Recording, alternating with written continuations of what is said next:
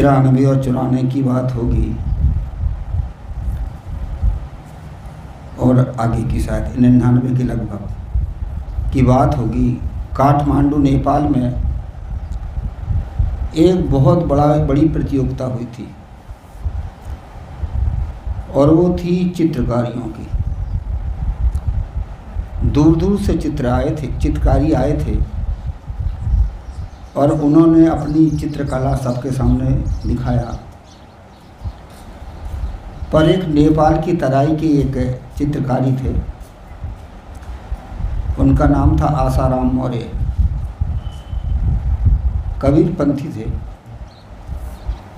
कोई एक नेपालगंज की तरफ में एक संत थे सर्वजीत साहब, उनके वो शिष्य थे। एक घनश्याम वर्मा उधर के हैं, उनके ही आसपास के थे। वो भक्त आदमी थे, हमारे मंदिर में रुके थे। उनको पहला इनाम मिला। उन्होंने कितने ऐसा चित्र बनाया था कि पहले नेपाल का नक्शा बनाया और नेपाल के नक्शा बना करके फिर उसमें वहाँ के सबसे पहले राजा जो थे पृथ्वी नारायण शाह, उनका चित्र बनाया। फिर उसी में उन्होंने वहाँ के जो राजा थे जिन्होंने नाड़ा शासन से और नेपाल को मुक्त कराया था, राजा त्रिभुवन, उनका चित्र बनाया। फिर उसके बाद में उन्होंने उसी के बगल में बनाया और वहाँ के राजा महेंद्र थे, उनका चित्र बनाया। फिर उसी के बगल में वहीं के एक राजा जो राजा थे वीरेंद्र, जो मारे गए थे पूरा परिवार, उनका उन्होंने चित्र बनाया। और वो उसी समय थे वो राजा। चित्र बना करके और राजा के पास में दिया, सरकार देखिए मेरा चित्र। राजा ने कहा यार गजब का चित्र, बहुत बढ़िया। क्या कुछ समझ में नहीं आता, समझाओ। क्या सरकार, मैं समझाता हूँ। क्या आप हरे रंग पर लक्ष्य लगाइए तो देखिए, क्या ओहो ये तो नेपाल का नक्शा। क्या सरकार चित्र को थोड़ा घुमाइए और आप फिर जो है पीले रंग पर लक्ष्य लगाइए। क्या ये तो पहले राजा पृथ्वी नारायण का चित्र है। क्या हाँ सरकार। क्या आप नक्शा को, चित्र को और घुमाइए और आप लाल रंग पर लक्ष्य लगाइए। क्या ये राजा त्रिभुवन का चित्र है। हाँ सरकार। क्या सरकार और चित्र को घुमाइए और घुमाइए तो अब आप बैंगनी रंग पर लक्ष्य लगाइए। क्या ये तो मेरे पिताजी का चित्र है। क्या सरकार। हाँ। और आप चित्र को घुमाइए और आप लाल रंग पर और लक्ष्य लगाइए। क्या अरे ये तो मेरा चित्र। क्या हाँ सरकार। क्या आज गजब कर दिया। 45 मिनट का मैं बनाया था चित्र को, 45 मिनट में तुमने तो गजब कर दिया। क्या सरकार, ये 45 मिनट नहीं, ये 45 साल की मेहनत है। एक दिन का चित्र नहीं है ये। कई सालों से मैंने मेहनत की और मेहनत के बाद में मुझे इतना अभ्यास हुआ कि मैंने ये चित्र बनाया। कहा उसको पहला इनाम मिला था। उसने दिखाया कि साहब जी मुझे इनाम मिला है और मैं पहले नंबर का चित्रकारी था। वो आदमी नेपाल की तराई का पर भारतीय आदमी था। कहानी का तात्पर्य चित्र क्या चीज़ है। चित्र हमारे भीतर जो कल्पना पैदा होती है वही चित्र है। चित्रकारी अपनी कल्पना को प्रदर्शित करके चित्र रूप में रख देता है। कवि अपनी कल्पना को कविता रूप में रख देता है।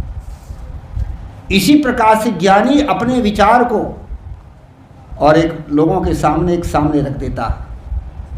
इसलिए क्या चीज़ है चित्र, क्या चीज़ है, चाहे चेतन और चित्र है कल्पना।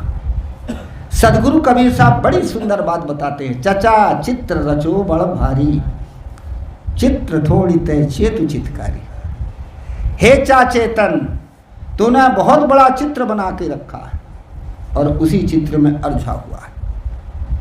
आप ही जाल बिछाए के आप फंसे मतिमंद, कहाँ रोग औषधि कहाँ कैसे मिले आनंद।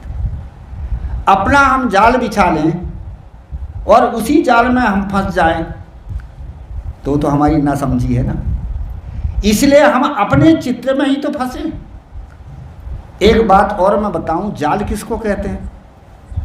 जाल वह चीज होती है, वह एक है उपकरण है जिससे प्राणी फंसते हैं। सबसे पहला जाल होता है ढीमर का, जिसमें मछली फंसती। दूसरा जाल होता है बहेलिया का, और जिसमें जो है पक्षी फंसते हैं। तीसरा जाल होता है शिकारी का, जिसमें हरिण आदि जानवर फंसते हैं। और चौथा जाल है मन की कल्पना, जिसमें सारे मानव प्राणी फंसे। और उसमें भी दो जाल हैं, एक खानी जाल और एक बानी जाल। ये चित्र ही तो है। ये किसने बनाया? कोई भगवान परमात्मा ने नहीं माना, ये जीव ने अपना जाल बना और अपने फंसा। मैं बता रहा कि चाहे चेतन और चित्र आदमी की कल्पना, इच्छा, वासना, चाहना, मानंदी, भरम, नाना प्रकार के मतपंथ संप्रदाय, और भी जो है नाना जंत्र मंत्र तंत्र, सारा चित्र ही तो आदमी ने बना के रखा और अपने चित्र को ही देखता है, अपनी कल्पना में फंसा हुआ है। इसीलिए सदगुरु कबीर कहते हे चेतन, चित्रकारी तो तू है। सबसे पहला चित्र हम किस चीज का बनाते हैं? वासना का। हमने देखा है, सुना है, भोगा है, और उसके संस्कार हमारे भीतर बन गए, हृदय में बस गए, वही तो वासना है। वासना, संस्कार और अध्यास, ये तीन हमारे संत गुरुजन बताते हैं। ये जीव कैसे फंसा है? वासना, संस्कार और अध्यास। अब वासना क्या चीज, पहले अध्यास क्या चीज है? अनादि काल के जो है हमारे भीतर भरे पड़े हैं, वो अध्यास है। वासना क्या चीज है? जो वर्तमान में हम करते और हृदय में बस जाता वही वासना, बाद में वही अध्यास बन जाता। संस्कार क्या चीज है? हमारे भीतर में जो बसा हुआ और वो स्मृति के रूप में, यादगारी के रूप में आ रहा है, वही संस्कार। ये किसके बनाए? हमारे तो बनाए हैं। हृदय में वर्तमान में बस जाती है, वो है वासना। अनादि काल से जमा हुआ है, वो है अध्यास। और क्या कहते हैं कि उसी में से हमारे भीतर में संस्कार निकल रहे, वो हैं संस्कार। एक जैसे तालाब, ये है अध्यास, कई दिन का पानी भरा पड़ा है, फिर उसी में जो है अभी वर्षा से भी पानी गिर गिर के उसी में जा रहा है वासना, और उसी में से नाली निकाल के हम खेतों में दे रहे हैं संस्कार। ये चित्र हमारे भीतर भरे पड़े हैं, और इन्हीं चित्रों के जाल में हम फंसे हैं। मानव शुद्ध चेतन है, परंतु इन चित्रों के जाल में फंस करके भवबंधन में पड़ा हुआ। भगवान श्री रामचंद्र जी ने कहाँ कुटी बनाई थी? मैं अध्यात्म रामायण का प्रसंग लेता हूँ। भगवान श्री रामचंद्र जी ने कहाँ कुटी बनाई थी? दो जगह। एक चित्रकूट में बनाई थी और दूसरी पंचवटी में बनाई थी। इसी प्रकार से राम कौन है? ये चेतन है। ये चित्रकूट क्या है? चित्त चतुष्टय में जो संस्कार भरे पड़ी, इसी का कोट रूप ये शरीर है, यही तो चित्रकूट है। पंचवटी क्या चीज है? पांच तत्व से बटा हुआ शरीर, यही तो पंचवटी है। क्षितिवत जल पावक गगन समीरा, और पंच रचित है अधम शरीरा। और इसको बनाने वाला कौन है? चेतन।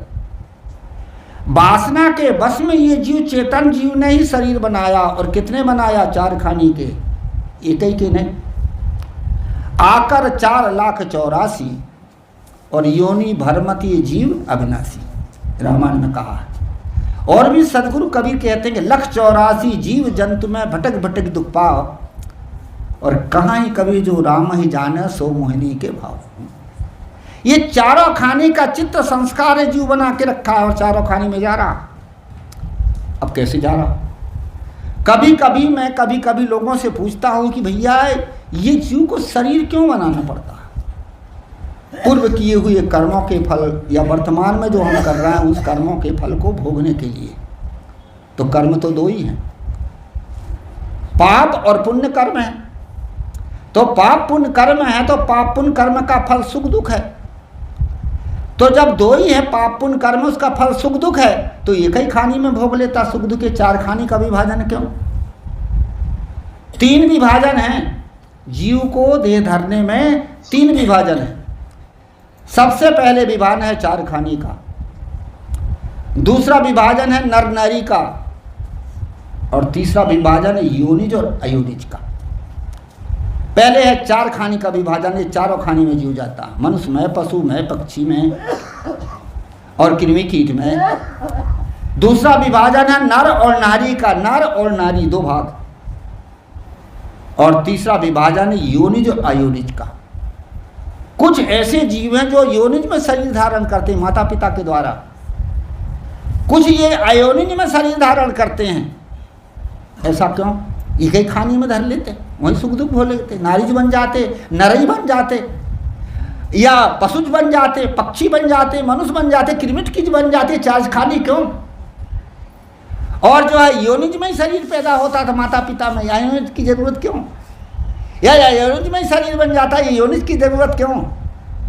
ये सब हमारे कर्म संस्कार है, इसका हमने चित्र बनाया। यदि हमारे पास में क्या चीज है, चारों खानी में देव जीव धारण क्यों करता, क्या चीज, इस चीज को समझिए। सबसे पहले हमारे पास है वासना।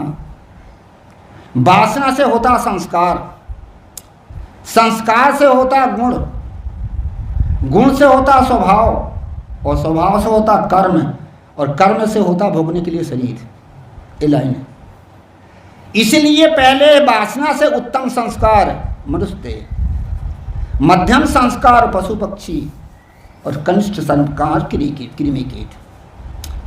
उत्तम संस्कार सतोगुण मानव खानी, मध्यम संस्कार रजोगुण पशु पक्षी, कनिष्ठ संस्कार तमोगुण कृमि कीट। फिर उत्तम संस्कार के फिर गुण क्या है? उत्तम संस्कार सतोगुण शांत स्वभाव, ये मनुष्य के होते हैं।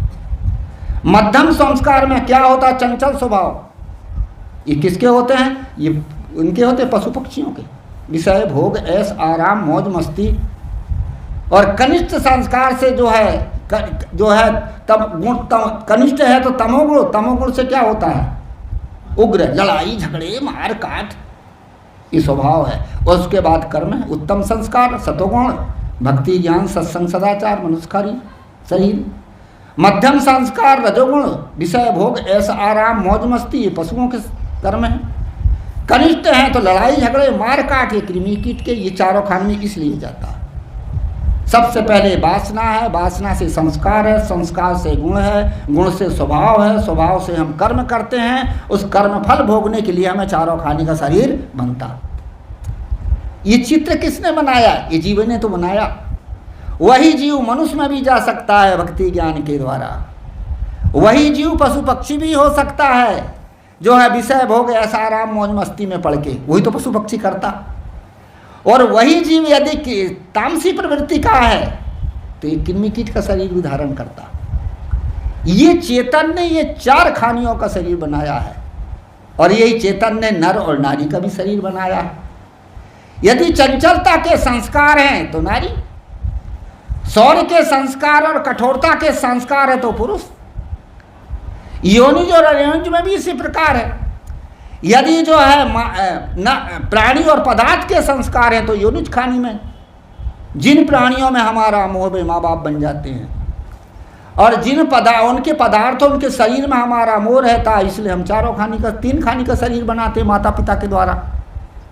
और एक अयोनिज है, उसमें प्राणी का संबंध नहीं रहता, केवल पदार्थों की आसक्ति, रस विषय की आसक्ति तो फल में कीड़ा बन गया रस लेके, गंध विषय की आसक्ति तो भौरा आदि बन गया, नाली में कीड़े बन गया, रूप विषय की आसक्ति है तो गर्मी में अनाज में कीड़े मकोड़े बन गए, फतंगा आदि कीड़ा, और भी जो है गंध में, और इस प्रकार से ये जो है 4 खानी में अपना शब्द विषय का है तो बादल की गर्जना से कितने मेढक आदि जीव जंतु पैदा होते हैं। इसी प्रकार से ये चचा चेतन 4 खाने का शरीर बनाता। सदगुरु कबीर कहते हे चेतन चित्र रचो बड़ा भारी, तुमने बड़ा भारी चित्र रखा है। काहे का?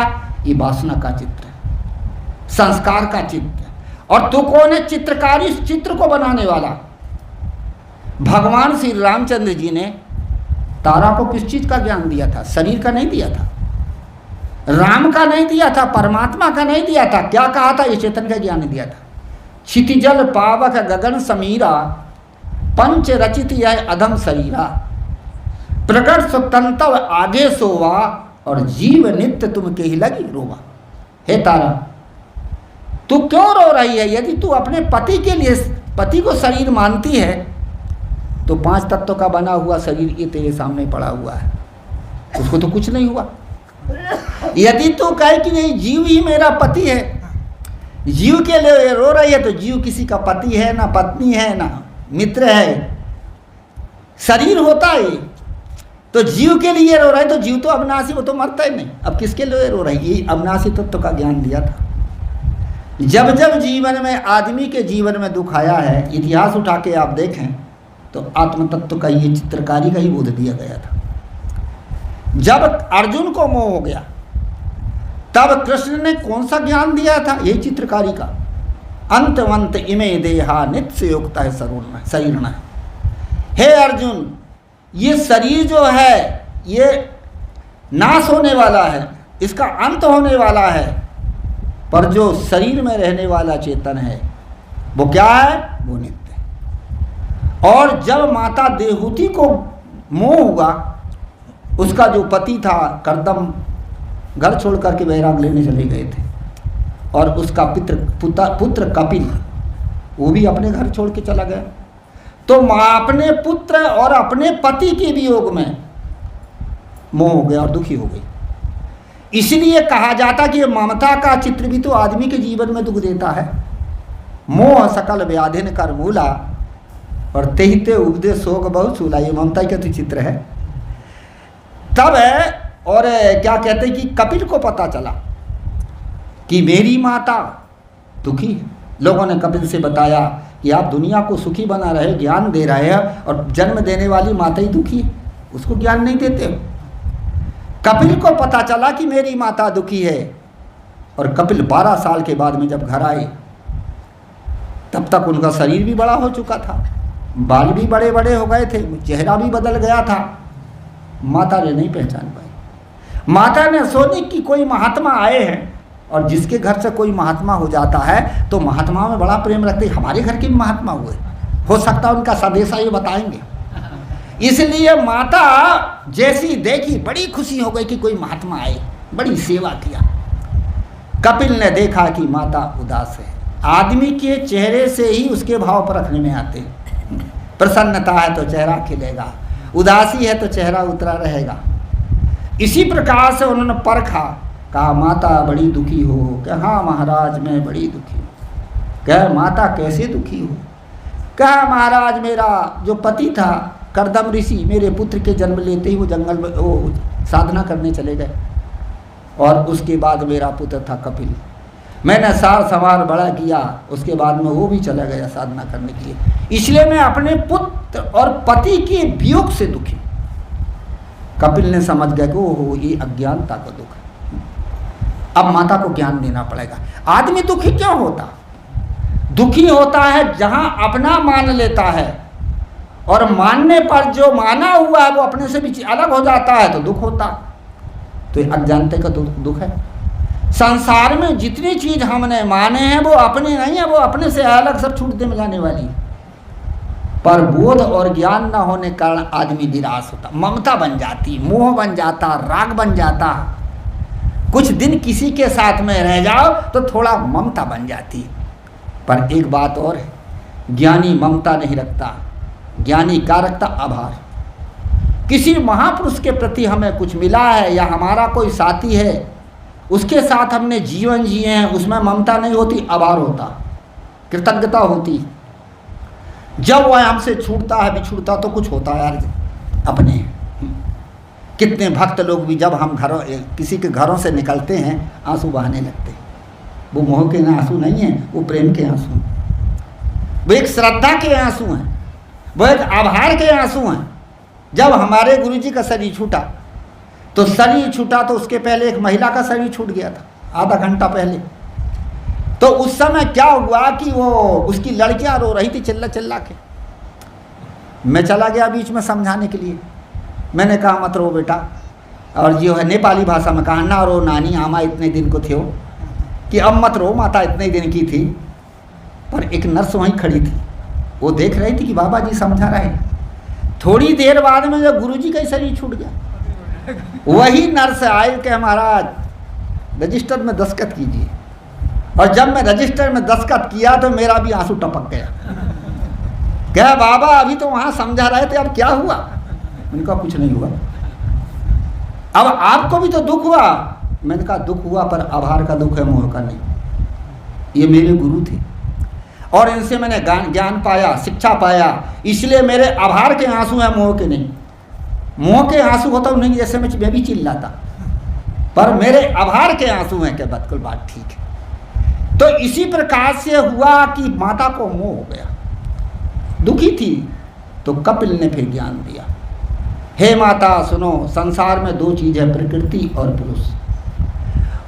प्रकृति के ये 5 तत्व का पसारा, शरीर, संसार, ये सब प्रकृति है। और जितनी भी देहधारी प्राणी, ये सब प्रकृति के शरीर है। पति और पत्नी और पुत्र आत्मा नहीं होती, शरीर का नाम ये प्रकृति के हैं। और ये प्रकृति के कार्य विनस्वरशील हैं या अलग अलग होने वाले हैं, एक साथ नहीं रहते, बदलते रहते हैं, इसलिए अनित्य हैं। शरीर अनित्य है पर आत्मा नित्य है, वही पुरुष है। उस आत्म तत्व को जान और सारे मोह को छोड़। माता को ज्ञान हुआ। इस प्रकार से ममता का चित्र, आसक्ति का चित्र, वासना का चित्र जीव ने बना के रखा। एक लड़की थी, महिला, वो थी लखनऊ की और भगत की लड़की थी, नाम था शांति। एक ही उसका लड़का था और वो लड़का बम्बई उसने देखने के लिए जब गई तो बच्चे को भी लेकर, छोटा था, कहीं छूट गया बच्चा। जब वो बच्चा छूट गया तो वो पागल हो गई। ये मोह का चित्र है। ममता, राग आदमी को कितनी खींचती, वो पागल हो गई। अंत में वो ठीक नहीं होती हुई, बाद में ठीक हुई। तो पागल दशा में एक दिन बनारस में भी आ गई। उस समय मेरा हमेशा आती थी, खटखटाई, अध्यापिका थी पहले। फाटक खटखटाई, खोला तो बाल भी फैले हुए, कपड़े भी गंदे, और रोने लगी जोर से। और मैंने पहचान गई तो शांति है। अंदर में फिर उसको रखा। इतने में थोड़ी देर में एक आदमी और आया, फाटक खटखटाया, खोला तो क्या गुरुजी एक महिला आई। उनका हाँ आई है, शांति नाम की, लखनऊ के पास की है और जो है हसनगंज की। हाँ गुरुजी है। तो कैसे? तब तक उसको कमरे में बैठा दिया था। क्या है गुरुजी, क्या बताएं, बड़ी अच्छी थी, अध्यापिका थी, हाई स्कूल की अध्यापिका थी। तो मुझे भी पता भाई, कैसे हो गई? क्या है गुरुजी, इसका लड़का मुंबई ले गई थी, छोटा बच्चा था, छूट गया, उसके मुंह में ये पागल हो गई। और अंत में वो कैसे हुई? उसे झूठा बताया गया, एक लड़के को सिखा दिया गया 2-3 साल के बाद में कि एक महिला आएगी तो बता देना कि जो है उसका पुत्र खो गया, तो तू कह देना मैं ही हूँ। जब वो 2-3 साल के बाद में फिर एक उसी के जैसे लड़का, आकृति एक सी, उसको दिखाया, देख तेरा ये लड़का है। ये एक सेठ ने पाल लिया और ये पढ़ रहा है, उसका लड़का नहीं, इस लड़का जान के उसको पाल लिया है। जैसे ही उसको देखी और उसने बताया, बोला, और बीच बीच में वो आता भी था मिलने के लिए, अच्छी हो गई। ये क्या है? ये हमारी मानसिकता। मानसिकता जब हम मोह में पड़ जाते हैं तो मोह में पड़ जाते तो हमारी बुद्धि भी उसी प्रकार से हो जाती है। ये ममता का चित्र है। पहले वासना का चित्र था, जिसके कारण हम चारों खानी में देह धारण कर रहे हैं। ये ममता का चित्र है। हम वर्तमान में ही परेशान है, हैरान है, मोह में, राग में। आदमी कितने भी दुख पाता है तो भी ममता नहीं छोड़ पाता। एक बूढ़ा का एक नाती था और कोई कारण से बूढ़े में और नाती में जब विवाद हो गया तो नाती ने 2 धक्का मार के बूढ़े को घर से बाहर कर दिया। बूढ़ा दरवाजे पर रो रहा था, खड़ा खड़ा। एक संत जी आए। संत जी ने कहा, बाबा क्यों रो रहे हो? कह, देखो महाराज, संसार बड़ा विचित्र है। अरे मैंने दुकान बनाया, मकान बनाया, संतान बनाया, और आज मेरे नाती ने धक्का मार के घर से बाहर कर दिया। 2 थप्पड़ मार दिया गुरुजी और घर से बाहर कर दिया। महात्मा ने कहा, बाबा सुन, संसार ऐसे ही है, छोड़ संसार फंसार, चल हमारे साथ भगवान का भजन कर। बूढ़ा तो बदल गया। बूढ़े ने कहा, तुम कौन आया घर छुड़ाने वाला? अरे नाती हमारे तो 2 नहीं 4 लाख मारे, अपने ही तो है। ये है ममता। इसका नाम है राग। ये मोह का चित्र है। आदमी को नचाता है, परेशान होता है, दुख पाता है, कष्ट पाता है, कलेश पाता है। कितने भक्त लोग होंगे तो महात्मा के, ये महात्मा खराब हो गया, ये महात्मा ऐसे होगा, और उनका घर का लड़का ही गलत होगा, गंदा होगा तो छिपा के रखेंगे। मोह है ना, अपना मान रखा है। साधु को कहेंगे बदगी बंद करो महात्मा की, यहाँ मत बुलाओ, और घर का लड़का चाहे कैसे गंदा हो तो भी अपना है। इसका नाम है ममता, इसका नाम है राग। सदगुरु कबीर कहते तुमने मोह का चित्र बनाया। तीसरा चित्र है आसक्ति का। जिन चीजों को हम देखते हैं उसकी बन जाती आसक्ति। प्राणियों के शरीर में आसक्ति बनती है, पदार्थों को देखते हैं उसमें भी आसक्ति बन जाती है, इसको खा लूं, इसको पी लूं, उसको पहन लूं, उसको ओढ़ लूं। जिन प्राणियों को हम मान लेते हैं उसमें आसक्ति बन जाती, नर और नारी की आसक्ति। और ये आसक्ति का चित्र आदमी को पागल बना देता है। आज देखा जाता है कितना भरा पूरा घर छोड़ करके कुछ ऐसी बेकार की महिला होती हैं जो अपने बाल बच्चों को छोड़ करके दूसरे घर में चली जाती हैं। ये आसक्ति का चित्र है। कुछ ऐसे भी पुरुष हैं जिनके बाल बच्चे परिवार पत्नी सब है और आसक्ति में पड़ के दूसरे के यहाँ पत्नी बना लेते हैं। ये आसक्ति का चित्र है। आसक्ति के कारण आदमी अपने धर्म को छोड़ देता है, अपने कर्तव्यों को छोड़ देता है और अपनी मर्यादा, समाज की मर्यादा को छोड़ के गलत हो जाता है। ये आप संसार में देख ही रही, तो आसक्ति का चित्र है। किसी का रूप देखा, रंग देखा, खिंच गया, आसक्ति तो है। ये जो हमारी आंख है इसका विषय है रूप, देखेगी, परंतु हमने आसक्ति से देखा, वो हमारा विषय बना। आंख ने देखी, वो रूप आंख का विषय हुआ, और जब हमने उसमें आसक्ति बना लिया वो हमारा विषय बना, और वो हमारा ही विषय तो हमको दुख देता, और देता कौन? मैंने कहीं पर सुना था, किसी संत से सुना, हाँ, ये जो हैं अर्धनाम साहब विजय शास्त्री, इनके द्वारा मैंने एक बड़ा सुंदर बात सुनी थी प्रवचन में। वो बता रहे थे कि एक लड़का स्कूल में पढ़ रहा था, पढ़ रहा होगा चौथी पांचवी में। उस समय स्कूल में क्या हुआ कि ये सांस्कृतिक कार्यक्रम होते हैं, और इस सांस्कृतिक कार्यक्रम में कुछ खेल होते हैं, तो लड़के ने लड़की का रोल किया, और लड़की का जब रोल किया तो इतना सुंदर रूप बना उसका, इतना साड़ी पहनाई गई, और उसको सब लिपस्टिक जब सब कुछ लगाया गया, जेवर गहने सब पहनाया गया, बड़ा सुंदर एकदम, इतना सुंदर बनाया कि बहुत बढ़िया। कुछ दिन के बाद में जब वो लड़का बड़ा हुआ, 22, 23, 24 साल का हो गया, उस समय रहा होगा 9-10 साल का। उसके बाद में जब हुआ कि शादी लायक हुआ, तो उसको जो है विवाह के लिए कई लड़कियों के चित्र दिखाए गए, पसंद ही नहीं आवे। कई घरों में ले जा कर के लड़कियों को दिखाया गया, पसंद ही नहीं आवे। अब ये आसक्ति तो है। माता पिता भी हैरान हो गए, अब कहाँ के लिए इसके लिए सोन की पुतली ला दे।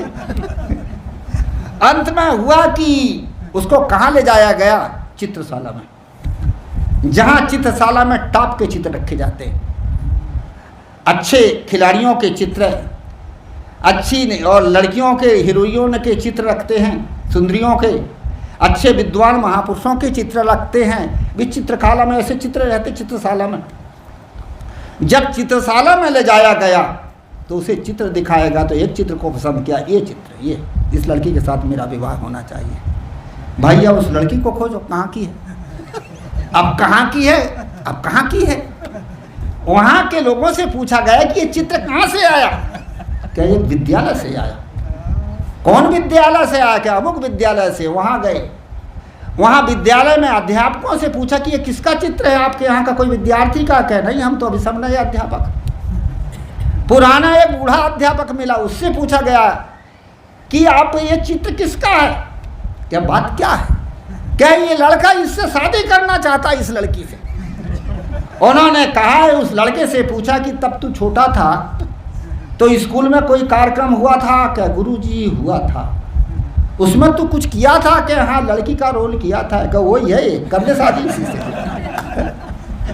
चचा चित्र रचो बड़ भारी, चित्र छोड़ते चेतु चित्रकारी। ये आसक्ति का चित्र है, ये राग का चित्र है। आदमी अपने शरीर को में ही आसक्त हो जाता कितने लोग बार बार चित्र देखते, आजकल वो सेल्फी चली टेढ़े से ऐसे देखते, पता नहीं क्या क्या नया नया रिवाज। इसलिए साहब कहते हैं आसक्ति का चित्र। दूसरा चित्र किसका है? पदार्थों की आसक्ति का भी चित्र होता है। ये तो प्राणियों की आसक्ति का, पदार्थों की आसक्ति, किसी चीज को देखे ओहो बड़ी सुंदर। जब कहीं शादी विवाह होती है तो ये माताएं बहनें जाती हैं तो कैसी संगत है, कैसी पंगत है, कैसा विवाह है, कैसी समाज, ये नहीं देखते। समधिन की साड़ी कैसी है, समधिन की चूड़ी कैसी है, समधिन का जो है गहना कैसा है, वहां आ सकती है। उसको देखते हैं, पूछते हैं कहाँ से लाई, किस जगह मिली, कौन बनिया के यहाँ से लाया, गहना कहाँ से, कौन सर्राफ के पास से लाया। अब उसका आकर्षण हो जाता। अब जब घर आती हैं तो फिर देखती, कहती नहीं वो फलाने जगह वो की साड़ी ऐसी थी वैसी थी। अब बनिया के यहाँ गए, अब बनिया से कहते साड़ी निकालो। अब बनिया साड़ी निकालते निकालते हैरान हो जाता, अब कौन सी साड़ी में आपकी रिकॉर्डिंग है, अब वो क्या जाने कौन से गहने में आपका रिकॉर्डिंग है, वो जाने। बड़ा सुंदर का है, नाराज नहीं होना। राग तान में दुनिया रीझ है, चटक मटक में नारी, और हम भी गड़बड़ हैं। प्रेम भाव में साधु रीझ है, दोनों बड़े तीनों बड़े नारी। राग ताल में दुनिया रीझती है, राग रंग देखा था, अरे वाह। चटक मटक में नारी, चटक मटक में बहनें लोग रीझ जाती हैं, और हम साधु भी तो है, प्रेम भाव में रीझ जाते। किसी ने 100 रुपया या 1000 की नोट, अरे वाह बहुत अच्छा भगा दिया है। किसी ने कुछ आदर सत्कार कर दिया, अरे बहुत बढ़िया भगा। इसलिए कहते हैं ये क्या चीज है, ये वस्तु का आकर्षण। वस्तु का आकर्षण व्यक्ति को खींचता, और जैसी आसक्ति इन चीजों में रहती है वही तो शरीर बनाएगा। सदगुरु श्री काशी साहब जी ने बड़ा सुंदर लिखा है, जिनकी अपने कपड़ों में आसक्ति होती है वो कपड़े में कीड़े तो बन जाता, वो कीड़े बन के तो आएगा। कितने लोग कहते गुरुजी फलाने के यहाँ माया रखी थी और वो माया सांप बन गई, वो माया बिच्छू बन गई। वो माया सांप बिच्छू नहीं बनी है, वो धरने वाला बना है। वहां आ सकती है, सांप बन के आ गया। अब भाई उसको देखेगा ही तो सांप बनेगा, फन फन फन फन करेगा। बिच्छू बन गया और कुछ बन गया, ये है आसक्ति का चित्र है। सदगुरु कबीर साहब चचा चित्त रचो बड़ भारी,